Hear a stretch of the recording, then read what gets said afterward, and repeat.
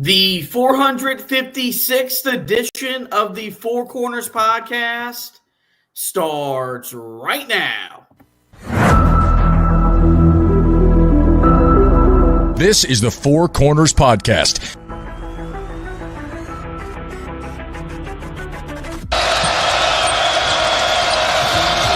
that could make a difference. Lawson at the buzzer. Good! Maybe not. Ty Lawson wins it at the buzzer. Deep three. And Green rips down the rebound in traffic. 4-on-1. What a great job. What a terrific job in transition. I mean, you couldn't plan that any better as a coach. Gets the roll. Here we go. Page has it. Carolina down one. 84-83. Page into the front court with 4 seconds. Page to the rim. Got it! He got it! 9/10 of a second to go. Inbounds. Washington gets it to Warren. His full court shot. No good. Marcus Page baby. Does it for the Tar Heels. Carolina wins it. Don't force it if you're Gus. Comes in. Blocked by Meeks. Buried up ahead to Jackson. And he tucks it down for the 5-point lead. Matthews off the mark. And this year, the confetti is going to fall for North Carolina. They're not going to be denied this time. Inside 30 overall. Love, top of the key. Oh! Big time delivery. Here are your hosts, Josh Marlowe and Anthony Pagnotta.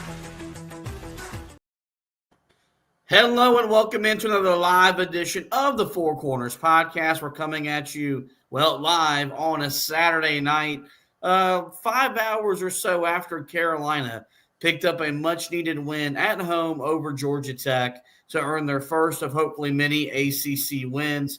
And in the process, they snapped a 3-game losing streak. And we're here to talk all about that. We'll tell you everything you need to know about today's win. We'll go over the best quote from Hubert Davis in the postgame, deliver our stat of the game, hand out game balls, and so much more. But with that, we'll go ahead and get right into a win at home earlier today against Georgia Tech, 68-65. That ended a 3-game losing streak dating back to losing the final 2 games of the Maui Invitational, and earlier this week at home against Alabama in the SEC ACC Challenge. The win now improves Carolina to 28-5 all-time against Georgia Tech in the Smith Center. And this is the 72nd ACC opener for Carolina. They are now 58-14 all-time in ACC openers and 64-8 in their ACC home opener, something that they've done a really good job, whether it's been at home to open up the season or just on the road. Carolina, more often than not, they come away victorious in their ACC opener. And the biggest reason why was their defense. They held Georgia Tech to just 34% shooting in the first half and just 30 first-half points. Both were the lowest totals for a first half so far this season. And deep into the second half, Georgia Tech was shooting as low as 22%, as Carolina really dug in on that end of the floor to really help them grind out a win at home against the Yellow Jackets. Offensively, it was the Seth Trimble show today. He was the best player on the floor for Carolina, scoring 19 points, was 5 of 6 from the field, 8 of 9 from the foul line, had 7 rebounds. He threw down a transition dunk in the first half that tied the game at 16 and really brought the crowd to life and really woke up the Smith Center crowd and woke up Carolina on their way to a win that isn't pretty. It's not a memorable win, but it's a win nonetheless. And after losing 3 straight games and the sky falling in Chapel Hill, this team needed to stop the bleeding, and they did so today with their gutsiest effort so far of the 2024-2025 season. Yeah, I mean, it was ugly. There's no way around that. But, Carolina grinded their way to a victory. I mean, offensively, you saw a lot of the things that have plagued this team so far this year, which is, the guards not shooting efficiently, but a lot of that due to the fact that they had a very stagnant offense. I mean, the first half, you don't have someone over 6'4", score a basket for you on the offensive end of the floor. So for Carolina, this is something that I think we may have to get used to, is that Carolina is going to have some ugly games when it comes to conference play. And if that's what it takes to win, then Tar Heel fans should be on board with it. You're right. The defensive effort was definitely much better today. I still think, there were mistakes. There were still communication issues. That was something that you saw Randolph Childress talk about a lot throughout the day. And I think, honestly, you saw it on the defensive end. You saw it even more in that first half on the offensive end. Multiple times, guys passing to other players who didn't even know that the passes were coming to them. So I think that's one of the big things that just continues to show up game after game for this Tar Heel team. But yeah, when this team needed to make plays down the stretch, an extremely frustrating game from Elliot Cadeau. He hits maybe the biggest shot of the entire game on a three that made it 62-57 in favor of Carolina. That was really the name of this game. When Carolina needed their best players to step up in the end, they were able to do so, and it was just enough for them to pull out the victory. Winning games like this are more meaningful, more impactful than when you outscore your opponent. You've got to be able to win games like you won today, because there are going to be nights where the ball simply does not go in the basket. And can you do the other things well enough to win? And the simple truth is, up to this point, that answer had been a resounding no for Carolina. This group had failed to do the little things. They had failed to box out and get rebounds. They were plus 11 on the boards. They failed to take advantage of fast break opportunities. They were plus 11 in transition points today. Can you draw timely fouls and get to the foul line? They were 17 of 21. And when you do all those other things at a high level, it can overcome a poor shooting night. And what it does is it builds confidence. This team last year they got their most confidence from winning games like this. You go back and look at their 3-0 start in ACC play a year ago, or if it was a 4-0 start, but they had those 3 straight road games after the calendar turned where they won at Pittsburgh, at State, and at Clemson. They were all defensive-minded, gritty victories where it wasn't pretty, but Carolina was doing all the little things well, and it helped them overcome a poor shooting night. And for a team that, was being told after Maui, your best chance to win is to score 90+. Look, man, this team's offensively gifted. And the last 2 games, have they shot the ball well? No. Is that going to be a theme for the rest of the season? No. But you also can't go into a game and say, well, if we don't score 85 or plus, we have no chance, because the reality is no matter what we think of the ACC right now, you're not going to go out there and just blow opponents out every single night, because you're North Carolina. You're going to get their best shot. You got to be willing to come and be ready to fight. And that's what I thought this team did today. As much of any game all season long, as frustrating as the turnovers were at times, this was the most intensity this team has played with from start to finish. And look at the result. Is it a pretty win? No. But you're 1-0 in conference play. And you have a game that there's a lot, yes, to clean up, but there's also a lot that you can build off here for Carolina. They win this game despite shooting 39% from the field. They were 23 of 59. Carolina shot just 21% from behind the three-point line. They were 5 of 24 from 3. Georgia Tech for 30%. Carolina was 17 of 21 from the foul line. This is 81% free throw clip, and those were important down the stretch as both teams were in the bonus with less than 8 minutes to go in the second half.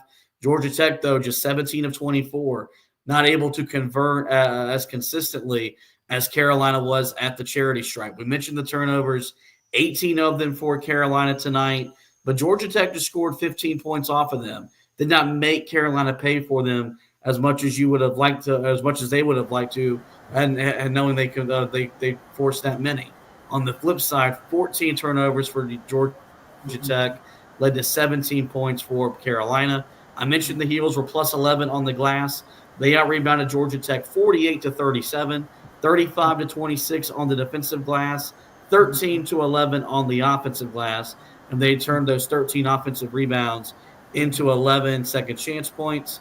The bench points were in favor of Carolina tonight, 19-9. Points in the paint were in favor of Carolina, 34-22. Fast break points advantage Carolina, 16-5. The game was tied 12 times. There were 9 lead changes. Ultimately, though, Carolina led for 22 minutes and 17 seconds.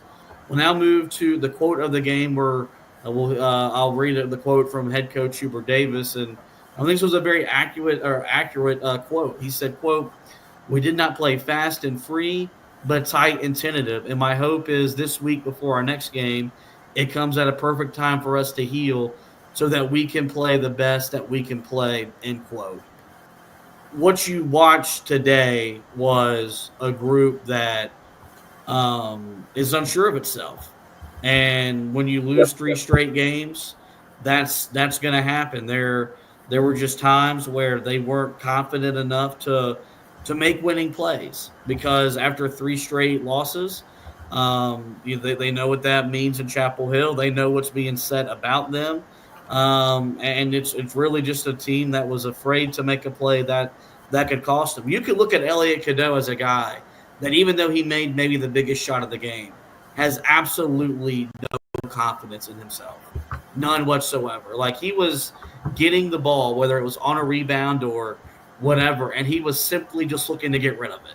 And a lot of times it resulted in him just throwing the ball away. But it's not just him that was guilty of playing with that lack of confidence. You saw it at times from even R.J. Davis. You saw it from Jalen Withers. You saw it from Jalen Washington. A multitude of guys that this team needs to play at a high level for them to play to what their talent suggests and what their preseason ranking suggests, which is a top 10 team. The hope is that you look at this win, you celebrate it, and then you use the next week trying to figure out how do you get back to playing like the team that you were before you went to Hawaii, before you got to the Maui Invitational. Because that's the most confusing thing about what we've seen from this team the last week and a half, 2 weeks or so. We know what we're capable of. We know that this group went into Allen Fieldhouse and took the number 1 team in the country 40 minutes, overcame a 20-point deficit, had a 4-point lead with 2.5 minutes to go, and we came out of that game saying, dang, hate that we lost, but if we're going to get this effort night in, night out, we're going to be a tough team to beat. And then it's really been like ever since then, we haven't seen that level of play. You've got another week off. It's exam week. They need to examine themselves and try to get back to the team we saw the first 2 weeks of the season. Very nice. Very nice. I like that. Yeah, I mean, you're right. I think getting the confidence back is really the key for the majority of these guys. I think especially it's very, very obvious with guys like Cadeau and Jalen Washington. I think those are the 2 guys that I look at and I say, these guys do not feel like they have a chance to succeed right now. They are taking a lot of their struggles and focusing on them. And I mean, today was a great example of that from Cadeau. I mean, just at one point in the second half, he was literally turning it over every single possession and multiple passes just out of the reach of guys that he was trying to swing it to. And you saw, and I got to give Hubert Davis credit for this, because we were asking at the time, why is he on the floor? This doesn't make sense. Take him out of the lineup. Let RJ run things. You've got Trimble and Jackson playing well, and just, figure it out whether it's with Drake Powell and Jalen Withers, Drake Powell and Jalen Washington before he gets banged up, whatever. But credit to Hubert Davis for sticking with Elliot Cadeau. You saw him start to settle down a little bit as it got later into that second half. And then he makes that huge play for Carolina from beyond the arc. But yeah, that's going to be one of the biggest keys. I don't think you can succeed if Elliot Cadeau doesn't find his confidence. With Jalen Washington, I don't know. I think there's potential for you to be able to succeed. I would like it if Van Allen Lubin could actually stay in games and not get into foul trouble, because the referees seem to call every bit of contact that he shows on the defensive end of the floor. I mean, if he stands his ground, it seems like every time he's getting a foul called on him. So I think, honestly, those are the two biggest keys. We talked about both of those guys coming into the year, that for them, being the guy, taking steps from the guys that we saw them be last year was going to be key, especially for Washington. Well, so far, neither one of those guys have really made that leap. But hopefully a game like today, especially for Cadeau, is a jumping off point for them. And, for him, I mean, he can regain the form that we saw from him early in the season. That's the thing. Jalen Washington, we haven't seen it the whole year. That would be, if he ends up taking that step, that'd be the first time. We've seen the step from Elliot Cadeau, because the way that he started the year was great. But ever since the team took the trip out to Hawaii, it just hasn't been the same guy. And hopefully somewhere along the way, he can find that player again, because that player allowed Carolina's offense to be as successful as we have seen it since probably that 2008, 2019. Well, he was averaging 17 and 8 the first 3 games of the year. That's historic stuff at a place like Carolina, where their point guards have done a lot of historic stuff, whether it's before the program, in the conference, or even nationally. And so, I think what you got to do with him is the next week is you got to show him all the good and really just get his head back in a positive mindset, because you could just tell today he was not there, and he was shooting shots with no confidence. It was what you saw at the end of the year last year, where he was just shooting the ball to shoot. And I mean, even the 3 that he made to give Carolina that 5-point lead, he didn't shoot the shot with the intent to make it. He just shot the ball to shoot it. And we're just lucky that it found the bottom of the net. And so, you've seen him on the bench at times where he's visibly frustrated. And there were a lot of times today where he was voicing his frustration at his teammates for not catching passes that weren't in the area code. And you saw on Wednesday night, he was sitting beside Marcus Page on the bench and was kind of going through it. And Marcus is a guy that has played that at Carolina at a high level, and he experienced growing pains during his time in Chapel Hill. So hopefully he can lean on his experience and really coach him through it, because Carolina's going to need him. Yep. For this group to reach its fullest potential. And we're all taking a step back and reevaluating what that is. But whatever Carolina's ceiling is, it does involve Elliot Cadeau playing at a high level, because you could see that when he made certain passes today, like on a layup to RJ Davis that gave Carolina a 59-55 lead. Like, he's the only guy on the court that has that vision, that has that ability to make that pass, to make that bucket even happen. And so, you've got a week off. You can do a lot during this time off from a confidence standpoint, from a mental standpoint, but he's got to get his head right, because he's too gifted of a player to be playing the way that he has played really since the second or third game of the season. Stat of the game, for me, it was pretty easy. I went with transition points, because Carolina was plus 11 in that category. Those easy points today felt like 32 points, just with the way that this game was stuck in the mud. It had no rhythm, but the few times that Carolina was able to race the ball up and down the floor, mainly Seth Trimble just playing at a different gear than everybody else, it made up for Carolina's inability to shoot the ball well from the outside, or their inability to do other things really, really well today. And that's the good thing about the way this team plays offensively. There are some teams that just want to run off of misses. Carolina's always looking to run. And that aggressiveness tonight opened up the offense just enough to help them overcome a game where they shot 39% from the field and 21% from behind the three-point line. So let's get into some more thoughts, some more takeaways from this win. You know, Hubert Davis said going into the game or after the game against Bama on Wednesday, his team better be ready to bring their work boots, and they better be ready to do the little things at a high level in practice to prepare for this game. Don't know exactly what happened in practice. I know they said on the broadcast that Hubert Davis was up till 6 a.m. The night after the Alabama game. And for the first time in his coaching career, they rewatched an entire game film, which I found rather odd, but certain coaches have certain film studies. But you could tell that this team, whatever they did in practice yesterday, in a shoot around today, they responded to it.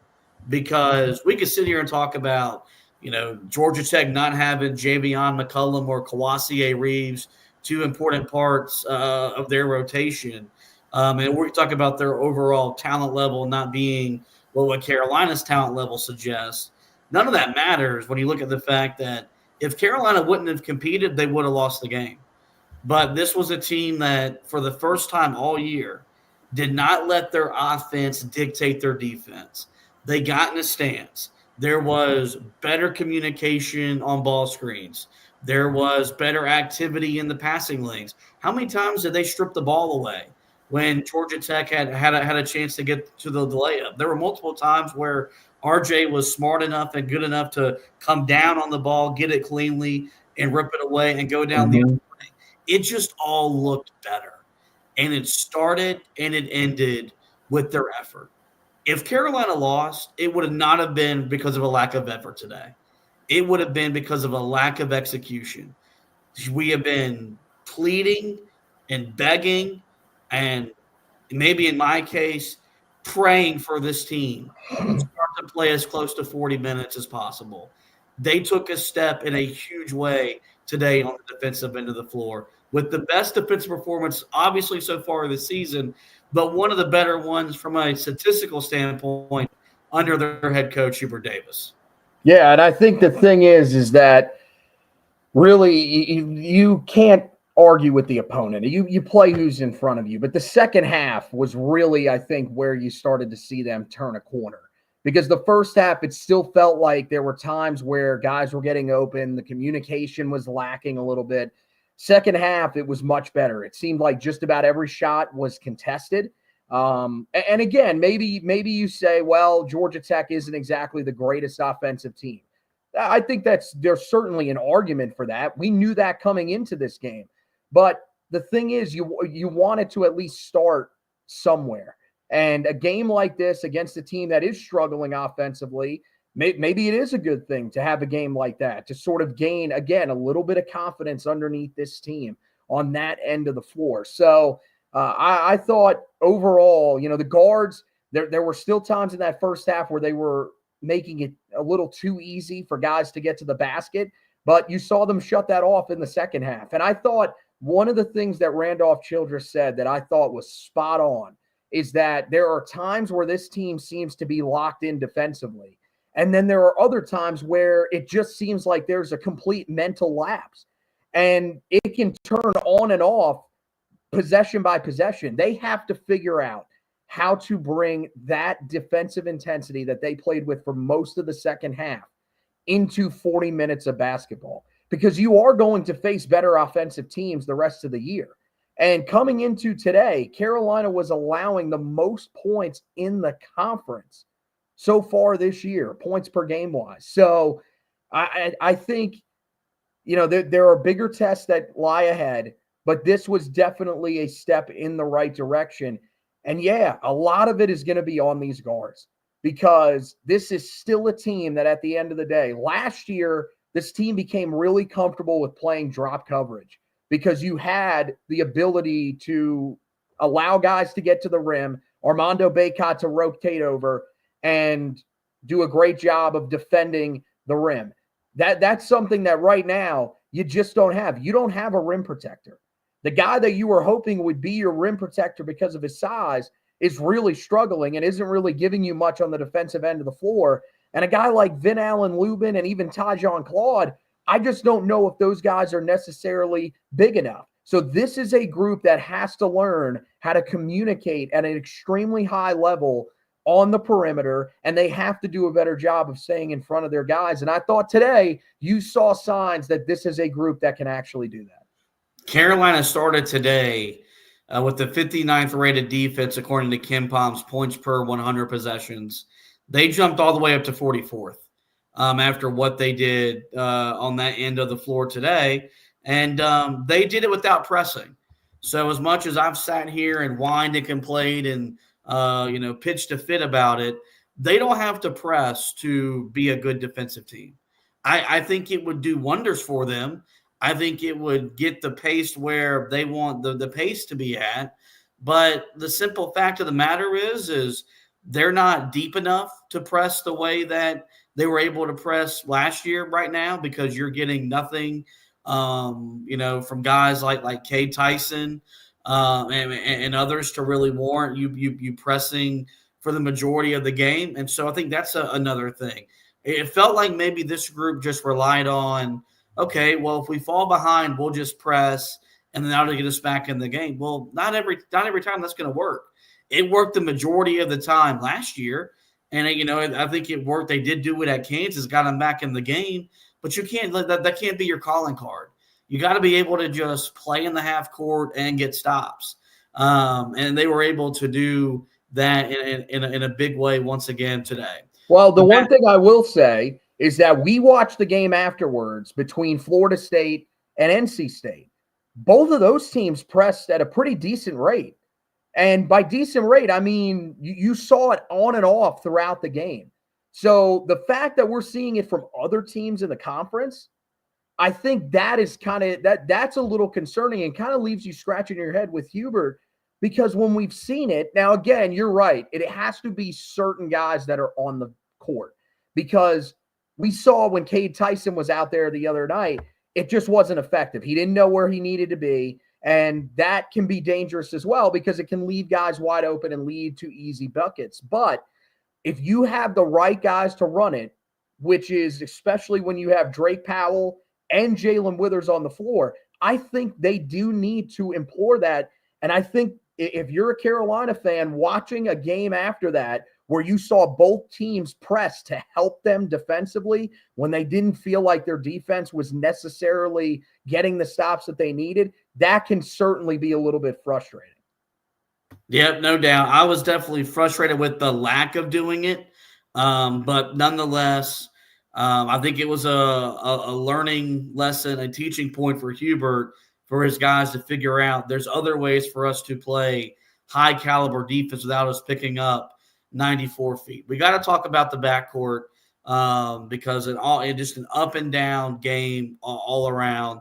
We lamented Elliot Cadeau, just someone that is really struggling, and Myron Goodman, a guy that supports us here on the podcast and at the station, says, Fitty, I am finally on your side with Elliot. It's time for him to start and for him to sit and learn. RJ can run the offense with Seth, Ian, Drake, and Lubin. And I do wonder, with this week off, if that's something that you have to tinker with, because Carolina's best five involves the two freshmen on the court, because Ian Jackson can do things that no one else on this roster can do. He's got the height to shoot over bigger defenders. He also just has the athletic ability, the ball handle, the athleticism to get from the perimeter to inside the lane with two dribbles and draw contact. And he has the ability to do stuff that will make him an NBA first-round pick next June. And so I do think that's something that Hubert Davis has to look at himself in the mirror and realize my best five includes two guys that are, yes, inexperienced, but they do things on this roster that other guys can't do. The other comment from Myron that I'll read, and he's spot on, is he goes, RJ looks like he is pressing, and HD has done nothing to make things easier for him. I'll push back on Hubert has done nothing to make the game easier for him.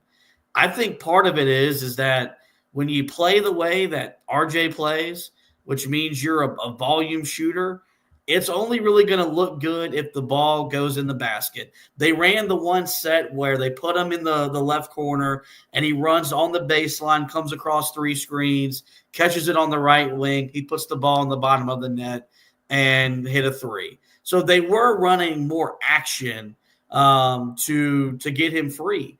Part of it is, and I don't want to get too inside basketball right now. Oh, go ahead. There aren't many guys on this roster that have the body size or the skill set to set effective screens. Yep. And that's an important thing in terms of freeing guys open. Like, dude, yeah, RJ can shoot over bigger defenders and make them sometimes. But, I mean, even Steph Curry, like, you look at the way that the best shooters of all time have become so effective. It's because they're running through multiple sets of screens that are freeing them open, and they're able to catch, set their feet, and shoot the ball with confidence. That isn't happening as consistently as it was last year because you don't got a 7-footer in Armando Bacot setting screens the way that Armando was setting screens. But, at some point I do think RJ is going to break out of it. This feels very reminiscent of what Wayne Ellington went through at the start of the 2008-2009 season, where for the first 2 months he was god-awful. I mean, he was shooting numbers very similar to what RJ has put up so far to start the year. The back half of the year, though, he was the shooter that we had known him to be, and he would go on to, be the Final Four most outstanding player of the year later that year. And so I do think at some point he will break out of this thing, but nonetheless, man, this backcourt is not where we thought it was going into Maui because Seth Trimble has regressed, or not Seth Trimble, Elliot Cadeau has regressed, and the emergence of Ian Jackson is making it harder and harder for him to not be on the floor 25 minutes a game. Yeah, let's just make it clear. There has been zero regression from Seth Trimble. He has been absolutely tremendous. But when it comes to RJ, I think, yes, pressing is definitely a part of it. And it's why when people have been very critical of him so far this year, I have been very defensive because I think that he is one of the few guys on the team that is working his tail off on that end of the floor. Now, there are times where you can maybe look at some of the things that he does on the defensive end of the floor and get incredibly frustrated. But I feel like, RJ's just trying at times to create space for himself and knock down tough shots. And right now, they're just not falling. We've seen it that eventually, those shots probably do end up falling because as the season goes along, when you take those shots over and over again, it seems like they've started to fall for him. But I kind of agree with Myron. I got to be honest. I do think that they have to sort of get a little creative about how to free him up. And that's really just everybody, because one of the issues about playing three guards right now is that you just don't have enough guys on the floor that can set effective screens. But I think at some point, you have another week off. You've got to work on that kind of stuff because that's the way that you're going to free guys up. If you want to play three, God forbid, four guards on the perimeter. We saw it a lot today. It was a lot of just passing back and forth on the perimeter with not much movement. And that's stagnant offense. That's really tough to win like that because then it's going to involve a lot of isolation basketball. And look, man, Ian Jackson has proved to us that he is capable of doing that. RJ has found ways to get open with those shots, but it's not as effective as it is if you actually can get him good open looks. The other guys, I mean, look, Trimble, I think it's there for him. But, when he's a guy that it has a defender in front of him, it seems like he is more apt to pass than he is to shoot. I think that's part of the reason why today, incredibly effective, 5 of 6, but we're asking where's the volume at? He's not a guy that I think feels like he wants to create one-on-one. I think he looks at it as something that is not necessarily his strength. And then with Cadeau, we know that is not his strength by any stretch. So I think it does have to be a little more creativity from the offensive sets that Carolina runs. But I think you're right. The big guys have to be effective in setting the screens. And you could tell today that there were stretches where Carolina wanted to set ball screens, and you got big guys getting called for fouls because they simply can't set them. It got to the point where Hubert was afraid to actually try to set screens with them because you didn't have Tyjon Claude. You were incredibly thin up front. So if too many guys get in foul trouble, who are you putting into the game? James Brown has to come in and play incredibly important minutes for you, which, I mean, look, I think that James Brown is a guy that maybe you should see a little bit more of because I don't think he's nearly as limited as we thought he was going to be. Do I think that those minutes need to come down the stretch of games? They do not. So I think you want to be more creative on the offensive end, but part of that is that the big guys especially have to get better at setting screens. And when I say big guys, that means a guy like Drake Powell, who's playing that stretch 4 as a true freshman. He has to learn how to be a more effective screen setter this year. So we'll see if that's something that Carolina can do.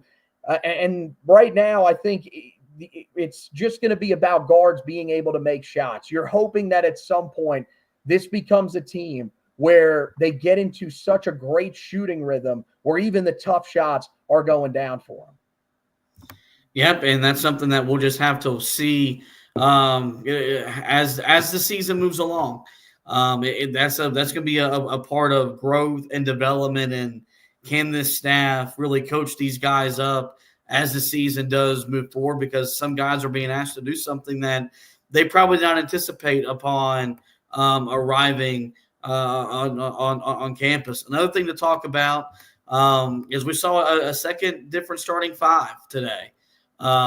Which was Cadeau, Davis, Trimble, Powell, and then Ben Allen Lubin got the start, did not start in the second half, but he did start today, played 16 minutes because of the foul trouble, but did record 5 rebounds or 5 points and 8 rebounds in his 16 minutes. And if not for anything, I did think that there was just a different attitude, a different tone that was set with him on the defensive end of the floor. Everything seemed to come together a little bit more because you got to remember, as much as it's on these guards to communicate, it's also on the big man whenever he's coming to help on a ball screen. Okay, are you icing the ball screen or are you not? And if you're not, okay, what are we doing? And then also as the last line of defense, just to provide some sort of resistance. And yes, it resulted in him picking up fouls, but he did feel a lot more willing and able to go and challenge and contest at the rim. And so, I think the biggest issue that this team is facing right now is there's not really a clear-cut evidence of what their best 5 is. I know what their best 4 is. I think their best 4 is Davis, Trimble, Jackson, and Powell. But they have no idea what the best 5 is. And I think you have to applaud Hubert because, okay, this is now back-to-back games that you've started someone different at the or you've started just a different lineup. In Maui, your best 5 included Jalen Withers playing a small ball 5. But since we came back from the islands, that hasn't been the case. He wasn't bad today, but this was a guy that produced just two points and as against 3 turnovers. Did grab 6 rebounds, but that can't be the production that you're getting out of your starting 5-man if you want to play uber small. And I think there's an argument to be made for Carolina to play uber small with the way they rebounded today. You're plus 11 on the glass, and every member of your starting backcourt had 6 rebounds or more. So you saw a better effort in that category. But until Carolina gets a clear-cut idea of what their 5-man is going to be and what their 5 rotation is going to be, some of these issues are just going to permeate and exist as the season moves along.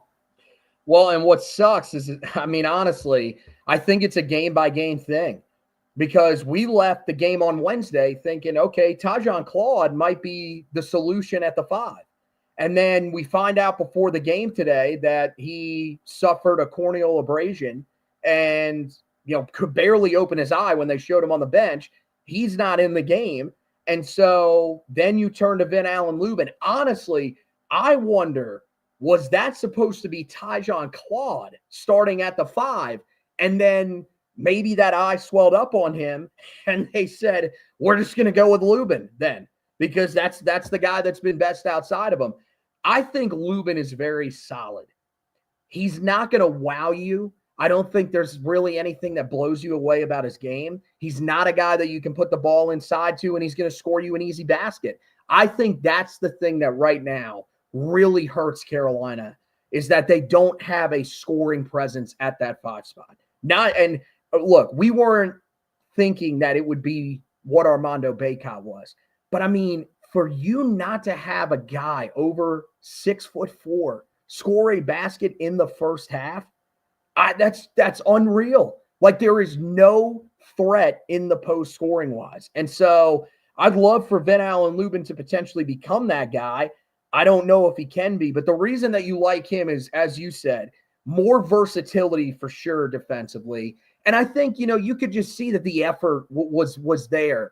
With Jalen Washington, I think, honestly, there are some times that you question the effort on that end of the floor. And the other thing is that Lubin just does a better job of standing his ground. Now, I will say, I saw strides from Jalen Washington in this game. I thought he stood his ground a lot better in this game than he has in some of the other games this year. And the other thing, maybe we're being a little bit harsh on him. I mean, Carolina did play Hunter Dickinson and Janai Broome so far, and Clifford Amori, who I think is very physical as well.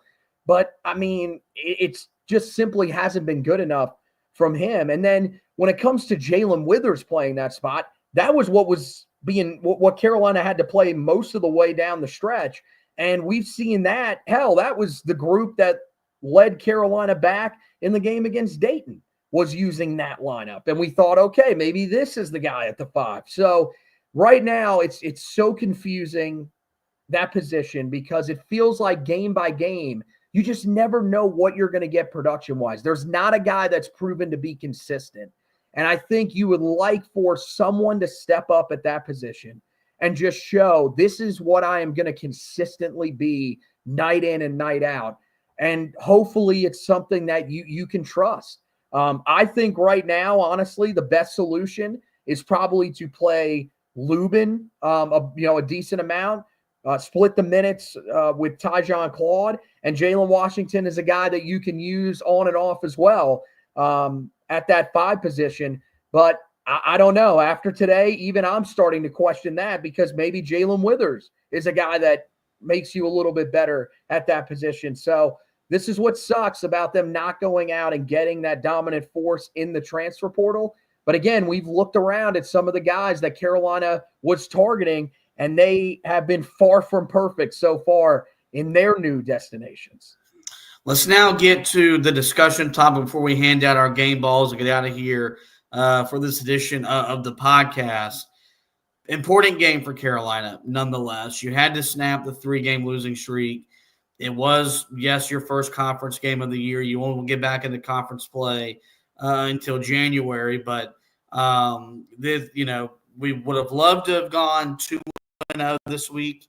I think you can live going 1-1 because of where Bama is at right now as compared to you. And just simply put, they're a better team than you. But you look at today, you look at the win, and I think the biggest question is what is real and what carries over moving forward. What you have to hope more than anything is that the effort is what we can rely on night in, night out. And it's an unfortunate thing with today's athlete, this generation of player, they've got to be rewarded for playing hard. Like when I was growing up and I got into sports, it was just an expectation that at a bare minimum you played as hard as you could for as long as you were on the court. That's changed. That's not how these kids are wired anymore. These kids have to be, well, what's the reward for me playing hard? Well, the reward is winning. And George Steinbrenner always said the best thing in life is breathing. The second best thing is winning. And so you got to hope that this what the feeling in this locker room was maybe yes, a sense of relief, but more of a reminder of what it feels like to be in a winning locker room and the joy that comes with it. Because I think what Hubert Davis has proven in his short time as a head coach is he loves to celebrate winning, and he'll make a fun locker room environment, just like Roy Williams did, just like Dean Smith did. But you got to hope that is real moving forward, because that's what this group could hang its hat on last year, was that no matter what, whether the ball was going in the basket or not, they were going to compete for 40 minutes and live and die with the results. And I also think what else is real is Seth Trimble is emerging as not just one of the best guards in the conference, but he's one of the best guards in the country. And he has the ability, as much as anybody on this roster, to flip a game upside down with his energy, his effort, and his tenacity. And I think he could really blossom into becoming maybe the leader that this team needs with the way that he plays passionately on both ends of the court. So what do you look at from today's win and you say that's real and that's something we can expect the rest of the season when this team takes the floor? Yeah, I would think the effort is probably the main thing that you're looking at. But I think, defensively, you don't just stumble into what they did in the second half. If you are not a good defensive team, there is no way that you are holding that team to shooting. What was the second half shooting percentage? I'm trying to look it up here real quick. 27% in the second half. If you're not a team that's capable of defending, that's just simply not going to happen. They showed you they are able to stay in front of guys. They are able to communicate better in that second half. And that's the other thing that I hope carries over as well, is the communication on both ends of the floor. It has to be better, because offensively, you can't have these lapses that result in turnovers. Defensively, you can't have switches that go completely wrong where a guy is left wide open. If you take care of that stuff, this team has a chance to succeed, because they showed you early in the season that there is enough here offensively. Now you're banking on Elliot Cadeau eventually finding himself again, and I hope that is going to happen. But everybody else, they're showing you that they are capable of being able to score the ball the way that Carolina needs to in order for this team to succeed. So I'm hoping that those are the things that are going to carry over. And one of the things that we have not mentioned that I hope doesn't carry over, that we've seen here in the last few games and we haven't talked about, has been the issues at the rim. That's the biggest thing for these guards, is they've got to do a better job of finishing at the basket. 11 of 23 on layups is not going to cut it. You've got to be better in that area, because just think how different this game could have looked if Carolina makes those easy shots inside. So I'm hoping that the effort carries over, but I'm hoping that the issues at the rim don't. Let's hand out some game balls before we get out of this edition of the podcast. I'll go first. My game ball has to go to Seth Trimble, best player on the floor, 19 points, 5 of 6 from the field, 8 of 9 from the foul line, and had two of the biggest plays in the game individually. He had the dunk to tie it at 16-16, which capped off an 8-0 Carolina run to tie the game back up. And then he hit a 3 in the second half when Carolina was down 47-44. and that tied the game again, and it brought the crowd back to its feet, and it just felt like the big shot at the big moment, and just another example of him being willing and able and tough enough to take and make that shot. So who is your game ball for today's win over Georgia Tech? Well, of course, you had to take the easy one there, but I think Ian Jackson definitely deserves one. 15 points off the bench, 5 of 14 shooting, which there will probably be people that will have an issue with that. It seems like now people are very into analyzing the shooting percentages of guys in this game. When you play isolation basketball like Carolina is doing a lot of right now, that's just part of the game. But he made shots when he needed to. He provided what Carolina needed off the bench in this game, and he continues to take steps defensively. Is it perfect? No, but when Carolina needs him to step up and defend like they needed him to do down the stretch of this game, he was able to do it. And also, one of the guys that Carolina can count on at the foul line. He was 4 of 4 in this game when Carolina needed some important free throws. So I think Ian Jackson continuing to play better and better, and it's the reason why we're even having the conversation about him potentially replacing Elliot Cadeau in the starting lineup. Well, it is going to wrap up this edition of the Four Corners podcast. Before we let you go, guys, we do encourage you to visit the website. That's HeelToughBlog.com. Go back, read the recap from today's win over Georgia Tech as I continue to take you through the remainder of the basketball season. Of course, football well into their offseason mode. Transfer portal is open. We've had you covered on every transfer portal entry while also keeping you up to date on the latest around Carolina's search for a new head football coach, including Bill Belichick's emergence as a legitimate candidate for the job. So for the latest and the best Carolina basketball, Tar Heel football coverage, make sure you check the website, HeelToughBlog.com, every morning, afternoon, and evening. As for the podcast, you guys know where to find us. Every major podcasting platform. Simply search the Four Corners Podcast, where we will pop up there. We encourage you guys to rate, review, and subscribe. That way you don't miss any editions of the show throughout the remainder of the basketball season. Well, with that, guys, this is going to wrap up this edition of the show. I do want to thank Anthony once again for hosting with me. We do want to thank everybody for watching and listening. And as always, go Tar Heels.